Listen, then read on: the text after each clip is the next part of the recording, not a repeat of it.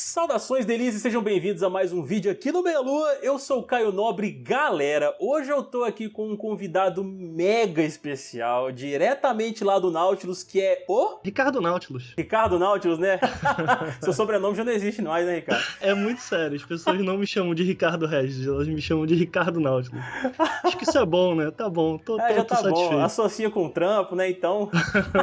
Ricardo, primeiramente, cara, eu gostaria de agradecer muito mesmo por aceitar participar desse vídeo aqui comigo. Pô, com certeza, eu tô muito feliz de ter sido chamado. Eu chamei o nosso querido Ricardo aqui pra gente poder falar um pouquinho do Marvel's Spider-Man, né? Pra gente poder bater um papo aqui sobre o que a gente achou de bom, o que a gente achou de ruim do game. E como eu acabei de mencionar, o Ricardo é lá do Nautilus, que é um canal espetacular, cara. Se você não conhece, você não sabe o que você tá perdendo, conta aí pra galera, Ricardo, como é que eles podem achar tanto você quanto o Nautilus nesse mundão aí que é essa internet maravilhosa. Eu tô lá no Twitter, no twitter.com, no arroba, né? Mais fácil, no arroba Ricardo Nauts, N-A-U-T-S. No YouTube a gente tá no youtube.com/Nautilus Link de Zelda. A gente faz algumas análises e prévias também de jogos independentes. É um canal que a gente tenta ser o mais inclusivo possível. A gente fala tanto de AAA quanto de jogos independentes. Eu tenho uma análise do Homem-Aranha que eu tenho muito orgulho de ter postado lá no Nautilus e eu convido vocês a assistirem também. E vocês também têm o Apoia-se, né, Ricardo? Ah, com certeza. Quem gosta do nosso trampo e quiser ajudar, porque é isso que mantém o Nautilus de pé, o apoia.se/Nautilus. Exatamente, meus amigos, corram lá e contribuam também pro canal dos caras, porque merece pra caramba. Todos os links vão estar aí na descrição pra vocês conferirem, beleza? Então, vocês terminando aí, vocês correm lá, já se inscrevam no canal, confiram o vídeo, já fazem a contribuição no Apoia-se. Então, vamos lá, meu caro Ricardo. Eu quero te fazer uma perguntinha pra você dizer aqui pra nós. O que você achou, cara, na sua primeira hora de gameplay ali, o que mais te chamou a atenção positivamente no game? Ah, os gráficos, com certeza. Eu acho que o trampo, e quando eu falo gráfico, eu não falo nem só a parte técnica, apesar da parte técnica ser absurda, porque eu lembro que na minha primeira hora de jogo eu pulei em um prédio, me prendi a um prédio e eu percebi que dava pra ver a parte interna do prédio. E eu fiquei, cara, como esses caras fizeram isso mesmo? Porque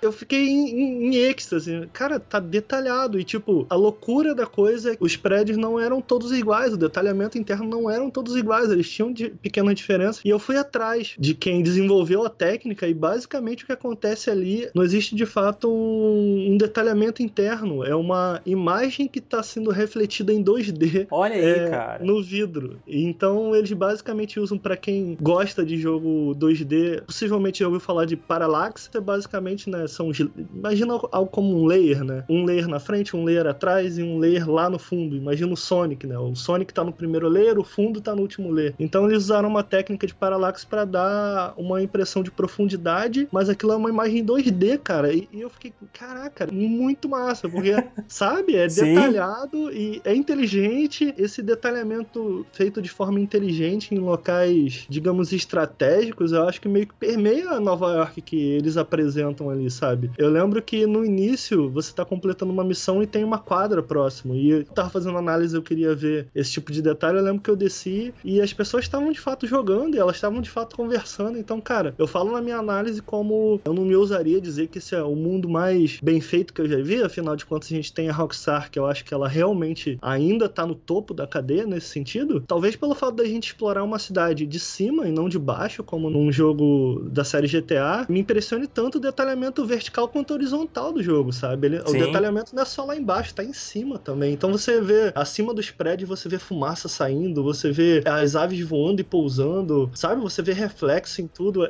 É muito incrível essa parte. A Insomniac é que ela realmente caprichou, cara, nesse aspecto. Eu também, algumas vezes, eu parei, né? Porque quando a gente tá lá no alto, é muito bom, cara, a gente se balançar nas teias, assim, tipo, ficou bem fluido também esse aspecto. A gente ainda vai falar dessa parte de mecânicas. Eu desci pra poder ver também como é que tá funcionando o mundo ali embaixo, entendeu? E eu percebi também que é muito vivo, cara, a Nova York ali, entendeu? Eu andando, os caras cumprimentando o Spider, assim, tipo, e aí, muito Spider, legal, não sei isso. o quê. Você chega perto de um cara e aparece um botão de interação, o Spider vai lá, dá um high five, cumprimenta o cara. Então, assim, essa parte até do que você comentou dos prédios, eu não cheguei a reparar. Até essa parte da quadra que você falou, eu também cheguei a reparar isso, em alguns momentos desses que eu tava lá embaixo, pra poder interagir com a galera, ver como é que tava lá. Na verdade, eu tava me perguntando, pô, o que eles fizeram nesse jogo pra fazer com que, acima dessa linha que as pessoas normais veem, né, com o que a gente geralmente geralmente exploram em jogos do gênero, o que eles fizeram para fazer aquilo vivo? Então você vê uma variedade enorme de luzes, cara, por exemplo, até cores, janelas acesas, outras apagadas, e aí foi aí que eu notei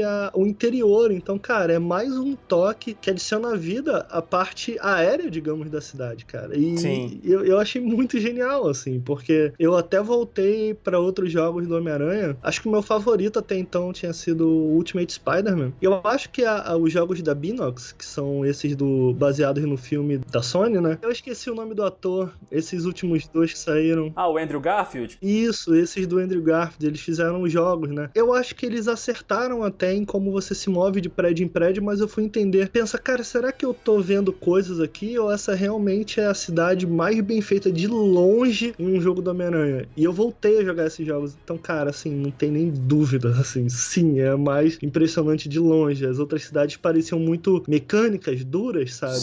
Sim. Os personagens só andavam, eles não falavam nada. O que faz sentido, né? Já que o Homem-Aranha raramente tá no chão, mas tinha pouca coisa acontecendo no chão. E nesse jogo é outro nível.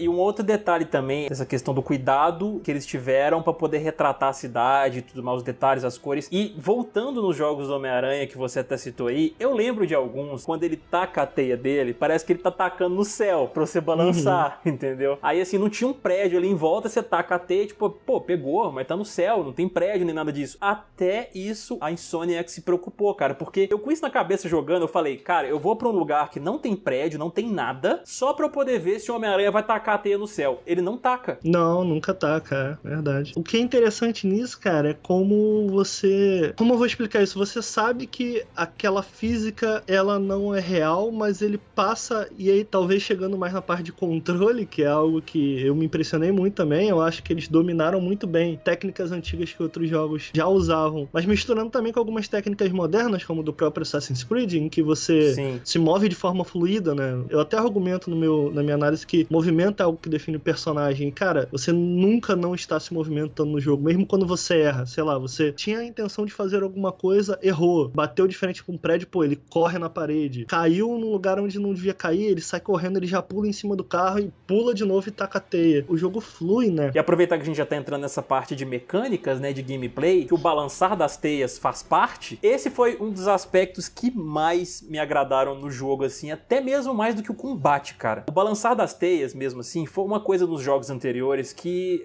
eu nunca, assim, tipo, pô, não tá tão legal, tá meio travado, sabe? Eu não sentia tão fluido. Assim que a gente começa, o jogo já joga a gente, né, no início da campanha pra essa parte. Sim. E quando você começa a sentir o quanto é fácil você se balançar e o quanto é fluido esse balançar dele das teias, pra você se movimentar, mudar a direção, pra você dar aquele impulso pra baixo, assim, né? Ele dá aquele rasante, você jogar a teia, ele ganhar um impulso maior pra cima. Cara, ficou um espetáculo. Uma das melhores coisas do jogo, assim. Sim. Eu acho interessante que, apesar de fácil, ele tem um certo grau de profundidade, né? E isso foi algo que eu elogiei também na minha análise, porque não só existe uma certa profundidade pra você dominar. Por exemplo, se você só segura o botão, beleza, o Homem-Aranha vai fazer o trabalho por você, ele vai se jogar pra cima. Se você aperta o botão de impulso exatamente no momento em que ele tá caindo ainda, então você consegue uma velocidade horizontal mais rápida. Se você segura até o final, ele se joga pra cima. Então, por exemplo, você pode pular em prédio, você segura o bola, ele faz a curva. Sim. Você pode segurar o triângulo e bola pra fazer manobras no ar. Existe um certo momento em que você domina as mecânicas do Homem-Aranha em que você não vê mais prédio, você vê obstáculos. Eu argumento na minha análise como é menos sobre quão rápido você vai chegar em um objetivo e mais sobre como, sabe? Eu não usava ponto de viagem rápido. Tava a 2.000 e tantos de distância lá, metros de distância, meu objetivo, cara, eu ia os 2.000 metros balançando na teia, brincando. Até porque você fazer isso te rende pontos de experiência também e enche a sua barra de foco, que é uma outra mecânica de gameplay que o jogo tem, né? Então, sim, cara, você unia a diversão com a parte funcional do jogo mesmo, pra poder te ajudar lá na frente depois. Foi uma sacada, assim, incrível. E essa parte que você falou, quando ele dá o rasante pra gente poder depois pegar o impulso pra cima, quando ele tá dando esse rasante, você segura o analógico, né? Você aperta o R3, se eu não me engano, pra ele poder fazer isso. Aí você sente, olha o trabalho da trilha sonora aí, dos efeitos sonoros, na verdade, que eles fizeram. Ele meio que afunila o som e você sente, você escuta o som dele caindo, né, mais rapidamente, e você escuta lá no fundinho, meio que abafado, o som dos carros lá embaixo. Que vai se intensificando conforme você vai descendo, é muito legal, cara. É muito bom. Agora, sobre as mecânicas do combate combate, que é uma coisa assim que, pô,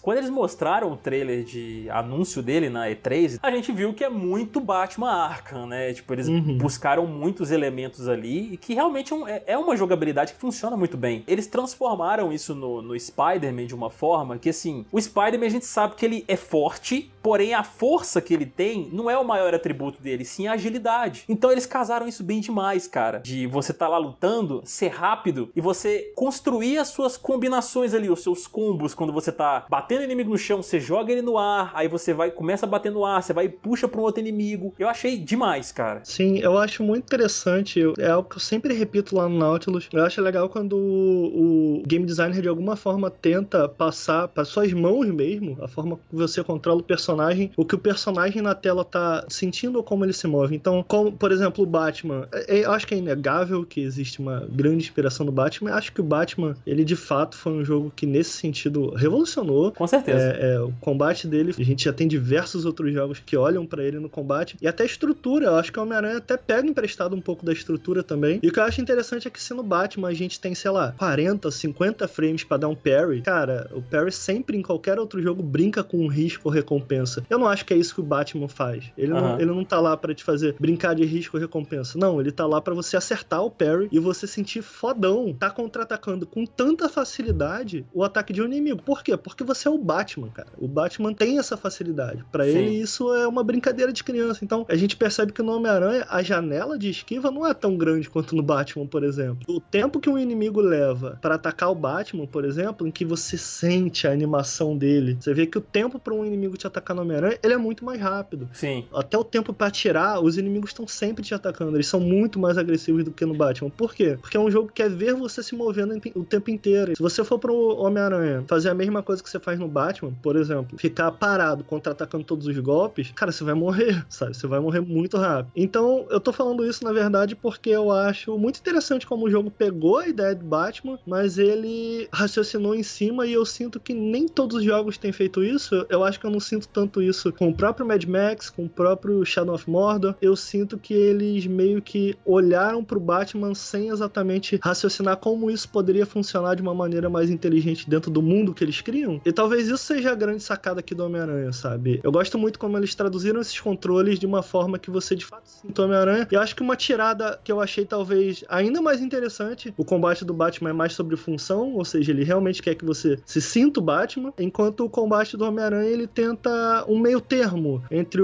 a função e o estilo sendo Bayonetta, Devil May Cry. Então são jogos que eles querem de fato que você te dá uma liberdade criativa para você montar seus próprios combos. O Homem-Aranha alcança um meio termo. Eu não acho que ele te ofereça tanta liberdade quanto um jogo, um character action games como esses, mas ele é mais dinâmico. Não sei se dinâmico é a palavra certa, mas ele é mais aberto, digamos, do que o Batman. E isso não só no combate corpo a corpo, fisicamente ali, quando você tá batendo e se esquivando, né? Quando você mescla isso com os acessórios do Homem-Aranha que ele tem, que você vai construindo ao longo da jornada aí com ele, dá pra você fazer muitas outras coisas utilizando esses acessórios também. Eu acho que podia ter uma variedade maior de inimigos, o que parece quase injusto, porque existe uma variedade legal de inimigos. O meu ponto é, a variedade de inimigos está lá, mas quando você enfrenta eles em conjunto, imagina, por exemplo, sei lá, Dark Souls, cara. Quando você tem um mob de... Você começa lá, é progressivo, né? Você começa enfrentando um inimigo muito simples, e em algum momento vem um arqueiro que é mais chato, em outro momento vem um inimigo de escudo que tem muito poise, tem muita defesa. Então, o que acontece? Ele te obriga a pensar naquela situação de combate de uma forma diferente, ele te obriga a repensar. Se você enfrentar um inimigo com escudo sozinho, pô, beleza, vou esquivar o ataque dele, não sei, vou dar um backstab nele. Mas se ele tá acompanhado de um arqueiro, até um mago, pô, isso muda todo o ambiente de combate. E o Dark Souls faz isso muito bem, né? Então, ele usa do próprio cenário, então ele bota o arqueiro num lugar mais elevado, pra te dar mais trabalho. Se você sair correndo afobado pra matar o arqueiro, tinha um inimigo atrás da parede. Ele quer que você jogue de forma paciente e quer que você pense nessa situação de forma diferente. Eu acho que o Homem-Aranha não te força a pensar de forma diferente quando ele coloca, mesmo os diferentes inimigos que ele tem, você sempre encara o combate de uma forma muito similar. Não seria um problema tão grande se não fosse um jogo tão longo. Eu fico meio dividido nesse sentido. Eu gosto muito do combate, acho que a base do combate é muito boa, mas eu sinto que eles poderiam ter aproveitado ela de uma forma muito melhor, tanto nos inimigos quanto nos chefes. Eu senti isso também com o passar do tempo, porque além das missões que você naturalmente enfrenta inimigos, as missões que você faz secundárias e as atividades durante a cidade que vão acontecendo, né, culmina em você enfrentando inimigos também. E chega um ponto que realmente fica um pouco enjoativo, apesar de ser sempre muito bom você ir lá e treinar coisas novas com Homem-Aranha. É aquilo, você tem um tipo de inimigo que é o cara que só bate com a mão, tem um cara lá que usa arma de fogo, tem o Bruto, que é o grandão, e não muda. E ele sempre vem da mesma forma ali, entendeu? Tá todo mundo sempre muito junto, aglomerado, e você tem que usar dos seus acessórios para poder sair de certas situações ali, pra você não ser sobrepujado por todo mundo, que eles vão só chegando perto, né? O que você achou, cara, do enredo como um todo, assim? Então, essa é a parte mais polêmica da minha análise.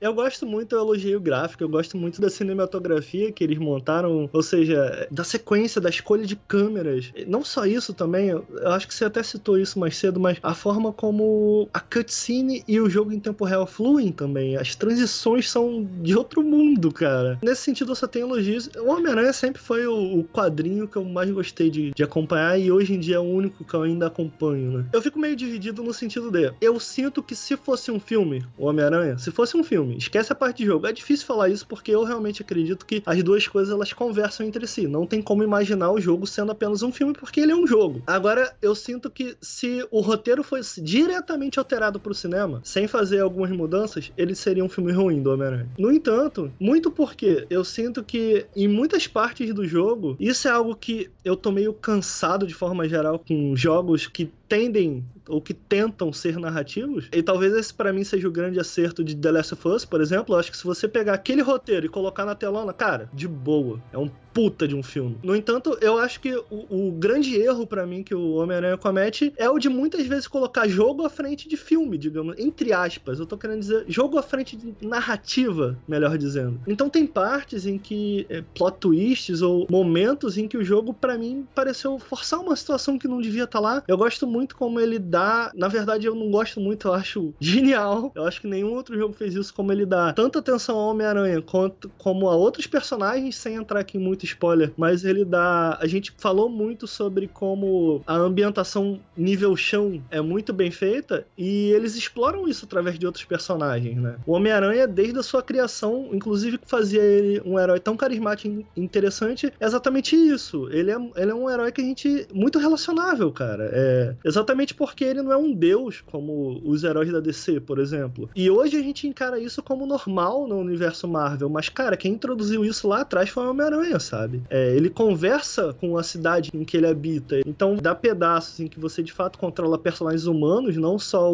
a persona dele, o Homem-Aranha, e como isso afeta a vida dele e outros personagens que estão à sua volta, é animal. Eu gosto do final também, mas eu acho que, de forma geral, o terço final do jogo é um pouco demais e me pareceu algumas partes forçadas. É difícil falar isso sem dar spoiler. Eu gosto da forma em que a história é contada. Eu não gosto tanto do enredo, ou seja, de como eles juntam, de como essa história se junta, saca? Eu, particularmente, eu achei bem legal a questão do enredo, porém essas partes que você falou que a gente controla personagens humanos aí mesmo, até o próprio Peter Parker a gente controla, porque o enredo mescla a vida dele como Homem-Aranha e a vida dele como Peter Parker cientista. Isso é demais, cara. Isso é muito legal. Com a ajuda dele lá no Festa, que a tia dele trabalha. Essa parte do Homem-Aranha, dele explorar os dois lados dele, eu achei um espetáculo, assim. A gente se sente o amigão da vizinhança, protegendo Nova York e combatendo os vilões, ao mesmo tempo que a gente sente o outro lado do Peter, que é o cara que não paga as contas, que tá atrasado no aluguel, que sempre chega atrasado no laboratório. É muito legal esse contraste, só que essa parte que você controla as outras pessoas aí, um deles todo mundo já sabe que é a Mary Jane. Fica repetitivo. Fica. Muito simplista, eu diria. A primeira vez que eu controlei ela, eu falei, pô, que legal, cara. Legal, assim. Mas a gente tá tendo uma visão de um outro personagem mais humano e uma parte mais exploratória, vamos dizer assim, do enredo, né? Que a gente tá descobrindo coisas ali. Mas eles começaram a fazer isso demais, cara. E tem um outro personagem no meio disso aí também, que realmente fica repetitivo. Meu grande problema com essas sequências, por exemplo, com a Mary Jane, beleza, não é um jogo de stealth, mas que tem sequências de stealth em que se você for visto é game over na hora, porque você tem que seguir uma reta. Cara, o stealth é exatamente o oposto disso. A diversão de você jogar um jogo de stealth é basicamente como você estivesse desmontando ou desconstruindo construindo um quebra-cabeça, sabe? Você tem essa rota aqui tem tal inimigo, quer dizer, você faz um plano mental sobre os seus passos que quando você, de fato, conclui, pô, você se sente o máximo, porque você foi mais inteligente do que os inimigos, né? Qual é o ponto de fazer isso com uma personagem que você só anda pra frente? Tipo,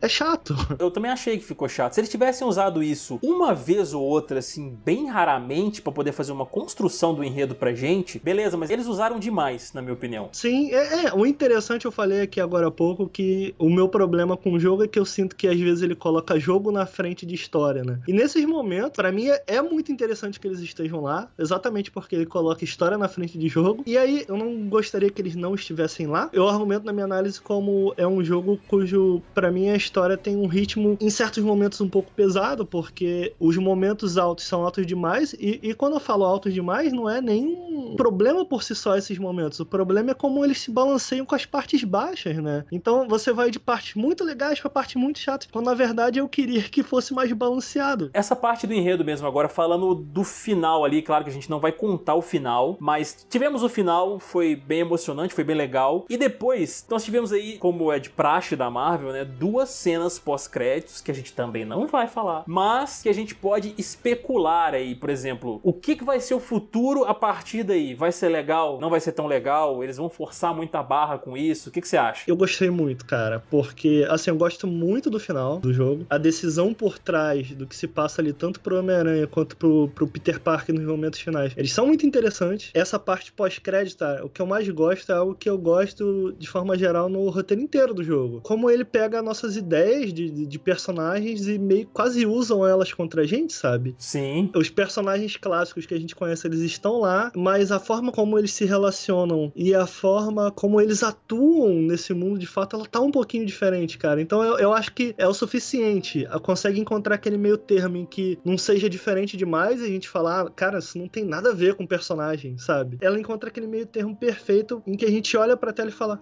que interessante, cara. Pô, legal, boa ideia, sabe? É, exatamente. A própria Mary Jane, eu acho, muita gente não gostou e eu entendi o argumento, mas ela é muito mais ativa na história, ela não é uma modelo, por exemplo, ela é de fato uma jornalista. Eu achei muito interessante a personagem, cara. Ela não é uma donzela em perigo que precisa ser salva a todo momento, não, cara, ela tem iniciativa. Sim, cara, e ela é carismática, né, cara? Sério, eu gostei muito da Mary Jane, cara, e é interessante, porque o fato dela ser tão carismática é importante, porque a gente, assim como a Homem-Aranha, a gente precisa se sentir, de alguma forma, querer estar perto dela, querer ouvir ela falar e tal. Sim, é muito bom, cara, a interação muito legal, entre eles. Cara. Tem um conflito, né, que tá acontecendo que você fica se perguntando o que aconteceu, cara. Exato. E eles sabem carregar isso, cara. E eles explicam isso de uma maneira tão natural, que é uma conversa que rola em um momento e eles falam, tipo, você lembra por que isso aconteceu? Foi por causa disso, disso e disso? Muito legal. Agora, sobre a cena pós-crédito, eu sinto que foi isso, sabe? Eles usando mais uma vez um personagem que a gente conhece, que a gente tem certas expectativas em cima dele, fazendo a gente, assim como na nossa dinâmica do Peter Parker e a Mary Jane, ficar se perguntando, pô, é isso? O que tá acontecendo aqui? Então, cara, eu gostei muito e eu sinto na minha análise, no final da minha análise, como todos os erros que eu acho que o jogo comete são erros muito honestos. Por que muito honestos? Porque eles são feitos com uma intenção boa, que tá na direção certa, né? Eu acho que eles mostraram que entende o personagem. Então, o final foi meio que isso. No final das contas, quando eu zerei o jogo, eu falei, cara, eu tô muito ansioso por um 2 pra ver não só a história continuar, tipo, essa pergunta dessa pós-crédito, mas também ver o que eles vão fazer com todos os erros, melhorando em cima deles. Então, cara, eu tô muito ansioso por um. Acho que vai acontecer, o jogo vendeu muito. E essa cena pós-créditos em si que a gente tá citando, porque são duas. A primeira, né, que é a que a gente tá falando, quando eu vi aquilo ali, cara, eu abri um baita de um sorriso e eu comecei a gargalhar sozinho, tipo assim, cara, que demais, velho. Dá aquela expectativa pra um próximo jogo, pra gente poder ver como é que eles vão trabalhar em cima disso aí. A segunda cena pós-créditos remete a um personagem que provavelmente deve aparecer no próximo jogo. E eu imagino que, assim, eu até cheguei a pesquisar pra poder entender melhor. Da forma que parece que vai acontecer ali, realmente já aconteceu nos quadrinhos, entendeu? Eu acho interessante isso, cara. Eu não gosto de certas decisões que eles tomaram com esse personagem que aparece no final dos créditos, muito porque eu conheço a história dele no próprio quadrinho, então eu fico meio que comparando, eu não sei nem se é uma comparação justa, sabe? Mas o meu ponto, eu gosto, assim, eu gosto da ideia, eu gosto da liberdade que eles tiveram pra contar essa história do Homem-Aranha e confiança, cara. Eu acho que mais do que liberdade, confiança, sabe? Exato. Tô livre pra contar essa história, eu vou tomar minhas próprias decisões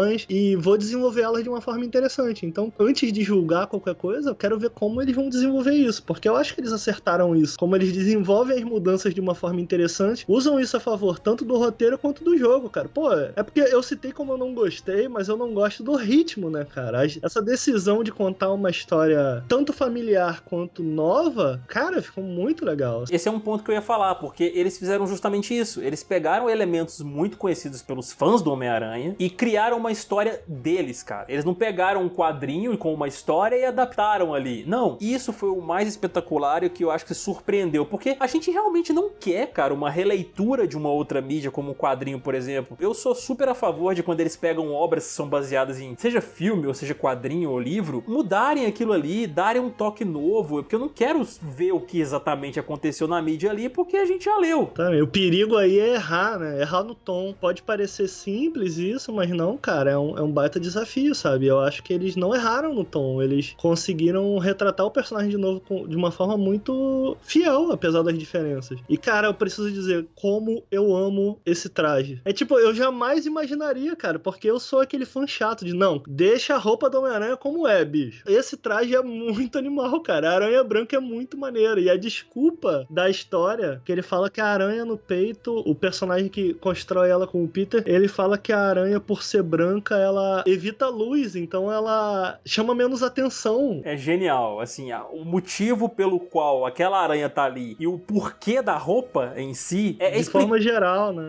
É explicado logo no início e eu achei demais, porque eu simplesmente achei que o cara ia lá e ia fazer uma outra roupa, tipo, não, vou mudar pra uma aranha branca e tá bom. Não, cara, eles dão profundidade até na mudança da roupa, cara. E é bonita, bicho. Pô, a roupa é muito bonita, cara. Eu acho que a gente já cobriu todos os pontos, assim, eu acho mais importantes do Aranha, bem aprofundados, assim mesmo, questão de enredo, mecânicas. E eu acho que é isso, né, cara? A gente fica aí só agora na ânsia por um segundo jogo. A melhor coisa de videogame, principalmente pra gente que tá nesse mundo, é quando a gente vai sem expectativa nenhuma pra poder pegar aquilo ali, porque eu tava sem expectativa, cara, porque o Homem-Aranha já teve muitos altos e baixos nos jogos, e eu tava afastado dos jogos dele há muito tempo já. Aí quando eu peguei esse e comecei a jogar, que ótimo. Eu levei um tapa na cara do jogo. Não, eu também, cara. Eu tô numa de não acompanhar tanto notícia de jogo, até porque o Nautilus, ele não é muito um canal de notícia, então eu me dou o direito de amplificar, digamos assim, a minha experiência. Porque, cara, é um jogo exclusivo do Homem-Aranha, feito pela Insomniac, que eu sempre gostei dos jogos. Eu falei, cara, eu vou jogar esse jogo, eu não preciso assistir trailer. Eu fui no escuro, assim, sem ver nada. E é sempre mais legal, porque você tem surpresas, sabe? Isso acaba contribuindo muito com uma experiência positiva na hora de jogar. Então, cara, isso pra mim foi muito legal nesse jogo. Com certeza, cara. Bom, meus amigos, então a gente vai ficando por aqui. Foi um papo bem legal, mas muito foda mesmo, cara. Brigadão mais uma vez aí, Ricardo. Obrigado você por me chamar, cara. Sério mesmo, você contribuiu muito aqui com a gente, a sua visão bem analítica e bem aprofundada aí, que vocês podem ver aí, gente, no review que o Ricardo fez lá no Nautilus também. Acompanha lá, porque vale muito a pena. Galera, não se esqueçam de se inscrever aí no canal, deixar o like, entendeu? E compartilhar esse vídeo com o pessoal aí. E se inscrevam lá no canal do Nautilus e ajudem, gente. Contribuam lá com o trabalho deles no Apoia-se também, né não, Ricardo? Valeu, com certeza. Dá uma olhada lá. Beleza, meus amigos. Até mais e fomos! Falou!